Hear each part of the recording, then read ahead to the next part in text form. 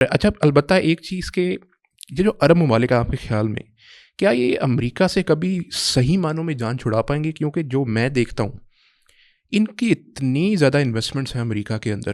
اگر آپ صرف اتنا ہی دیکھ لیں، اب جیسے کنگ آف جارڈن ہے، اس کے بلینز آف ڈالرز فلوریڈا کے اندر انویسٹڈ ہیں، وہ ساری پاناما لیکس کے اندر آ گئی، وہ اس کی تو پاناما لیکس میں آ گئی نا.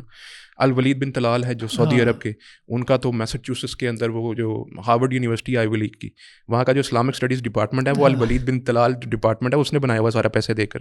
اتنا جگہ جگہ پہ انویسٹڈ ہیں ان کے کیپٹلس. آپ کے خیال میں واقعی صحیح معنوں میں کبھی بھی یہ جان چھڑا سکتے ہیں؟ نہیں، بہت ناممکن ہے، امپاسبل ہے، پاسبل نہیں. اللہ یہ کہ اب آپ وہی جو حدیثوں میں آتا ہے کہ مہدی آئیں یا اس کے بعد عیسیٰ ابن مریم علیہ الصلاۃ والسلام آئیں تو پھر کوئی عرب دنیا کو ایسی لیڈرشپ ملے. ٹھیک ہے، تو غالب گمان یہی ہے کہ مہدی بھی جو ہے وہ عرب دنیا سے ہی کوئی لیڈرشپ ہوگی. ٹھیک ہے، یعنی وہ عربی ہے نا، وہ تو عربی و نسل ہے ویسے بھی.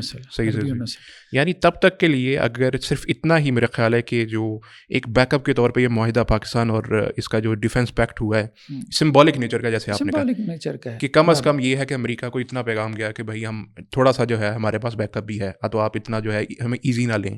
ایزی تو انہوں نے لیا ہوا، لیکن انہوں نے اس کا جو ہے نا وہ اثر بھی تو لیا ہے نا. جب اس نے ٹرمپ نے دوبارہ ان کو اعتماد میں لینے کے لیے قطر کے ساتھ یہ جو معاہدہ کیا، ٹھیک ہے، تو اس میں اس کا مقصد یہی تھا کہ بھائی یہ جو اسرائیل نے حملہ کر دیا تو اب یہ بے چین تو ہو گئے سارے کہ جی ہمیں امریکہ سیکیور نہیں کر رہا، اور امریکہ نے دوبارہ بھی سیکیور نہیں کرنا ان کو اگر اسرائیل نے حملہ کیا. ظاہر بات ہے.